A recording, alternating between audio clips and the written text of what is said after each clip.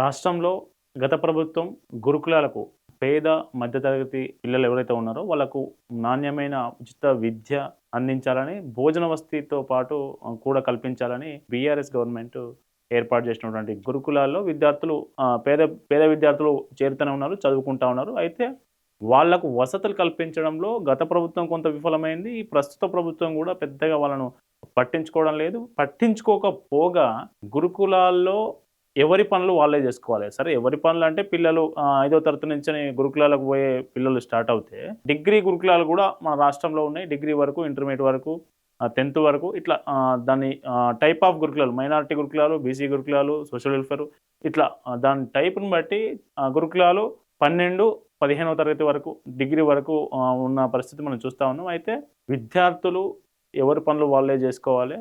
విద్యార్థులకు పనులు చేయడానికి ఉన్నటువంటి సిబ్బందిని తొలగించే ప్రయత్నం ఈ ప్రభుత్వం చేస్తుందనే విమర్శలు వ్యక్తమవుతున్నాయి. ఆ విమర్శలకు సంబంధించి తాజాగా గురుకులాల కార్యదర్శి అలుగు వర్షిణి ఐఏఎస్ గారు మాట్లాడినటువంటి కొన్ని మాటలు ఇప్పుడు సోషల్ మీడియాలో వైరల్ అవుతా ఉన్నాయి. ఆమె ఏం మాట్లాడిందో ఒకసారి చూద్దాం.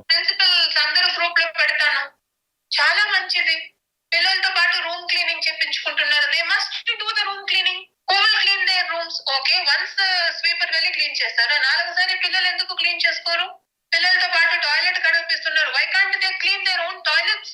What is wrong in it? మనం చదువుతున్నప్పుడు మన క్లాస్ రూమ్ టేబుల్స్ మనమే తుడుచుకునే వాళ్ళం, బోర్డు తుడిసే వాళ్ళం. అది ఒక ప్రెస్టీజ్ లాగా తీసుకునే వాళ్ళం. నేను ఈ వారం క్లాస్ ఇన్ఛార్జ్, నేను టేబుల్ తుడుస్తా, నేను బోర్డు తుడుస్తా, టీచర్ కోసం అటెండెన్స్ రాసి పెడతా, ఆ రోజు ఒక కోట్ రాసి పెడతా. It's prestigious thing.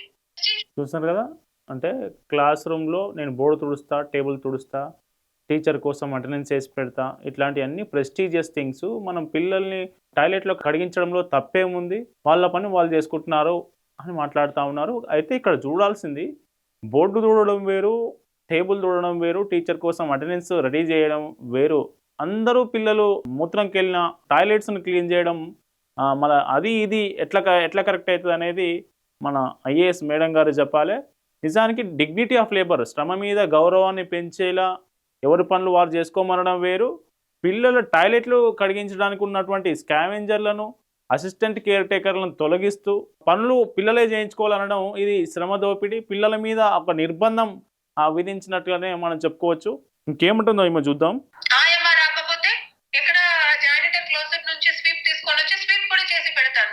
వారంలో క్లాస్ రూమ్ మెరుపుగా ఉండాలి. It will shine. Ever children will not do, they shall do. Teach them cleaning, shramdaan. Why they can't do? They must do. It is not something government is imposing. Government impose చేస్తుంది, ఎవరైనా రాస్తే రాయనిద్దాం. I am not bothered, you should not be bothered. Government is not there to harass children and create cronies.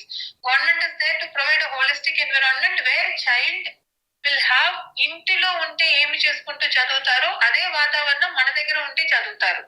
అంతమంది పిల్లలు huge గా ఉన్నారు కాబట్టి మనకి support staffs కొంతమంది ఉంటారు. But rest of the work all of them shall do a shared duty and all principals should create this enabling వాతావరణం. అంతమంది పిల్లలు ఉంటే కొంతవరకే సపోర్ట్ స్టాఫ్ ఉంటారంటారు. కొంతమంది సపోర్ట్ స్టాఫ్ పెట్టాల్సిన అవసరం ఉన్నది. వాళ్ళకి ఎంత అవసరమో అంత పెట్టండి.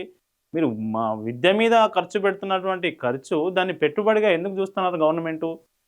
నిజానికి ఉన్న కేర్ టేకర్లను, ఉన్న వార్డెన్లను, ఉన్న అవుట్సోర్సింగ్ ఎంప్లాయీస్ను తొలగించుకుంటూ దాదాపు అన్ని గురుకులాలు, దాదాపు 246 గురుకులాలు ఉంటాయి ఈ రాష్ట్రంలో. 246 కాదు, 1000 వరకు ఉంటాయి మొత్తంగా చూస్తే. 246 గురుకులాలలో దాదాపు 1200 మందిని అవుట్సోర్సింగ్ సిబ్బందిని, అసిస్టెంట్ శానిటేషన్ సిబ్బందిని తొలగించినట్లు వార్తలు వస్తూ ఉన్నాయి. మరి ఇది ఎంతవరకు నిజం అన్నది తెలియదు. కానీ ఉన్న స్టాఫ్ను తొలగించి ఆ స్టాఫ్ మీరు కొంతవరకే ఉంటారు, మొత్తం మీ పనులు మీరే చేసుకోవాలి అంటే పిల్లలు ఎప్పుడు ఈ పనులన్నీ చేస్తారు? ఎప్పుడు వాళ్ళు నిద్రపోతారు? ఎప్పుడు చదువుకుంటారు? ఎప్పుడు ట్యూషన్లు వాళ్ళకి సంబంధించి స్టడీ అవర్స్ ఉంటావు? వీళ్ళు ప్రపంచాంతో ఎప్పుడు పోటీ పడతారు? మీరు కనీస వసతులు ఇవ్వకుండా గురుకులాలు, ఎన్ని గురుకులాలు, ఇంకా మేము ఈ కాంగ్రెస్ ప్రభుత్వం ఏం చెప్తా ఉన్నది, మేము ఇంటిగ్రేటెడ్ రెసిడెన్షియల్ స్కూల్స్ తెస్తాము, ప్రతి మండలానికి ఒకటి ఇంటర్నేషనల్ స్కూల్ తెస్తామని చెప్తా ఉన్నారు. ఉన్న స్కూళ్ళల్లో కనీసం సిబ్బంది లేరు. ఓకే, ఇది దీనికి సంబంధించి గురుకులాల కార్యదర్శి ఎవరైతే ఉన్నారో అలుగు వర్షిణి ఐఏఎస్ గారు చెప్పినటువంటి ఈ మాటలు ప్రస్తుతం అటు విద్యార్థి లోకాన్ని కావచ్చు, ఇటు మేధావులను కావచ్చు, రాష్ట్ర ప్రజలను కావచ్చు కొంత అభ్యంతరకరంగా చూస్తున్న పరిస్థితి కనిపిస్తూ ఉంది. దీనికి సంబంధించి మన ఈమె ఐఏఎస్ ఆఫీసర్ చెప్పినటువంటి మాటలతో మీరు ఏకీభవిస్తున్నారా లేదా? దీని మీద మీ కామెంట్స్ ఏంటో తెలియజేయండి.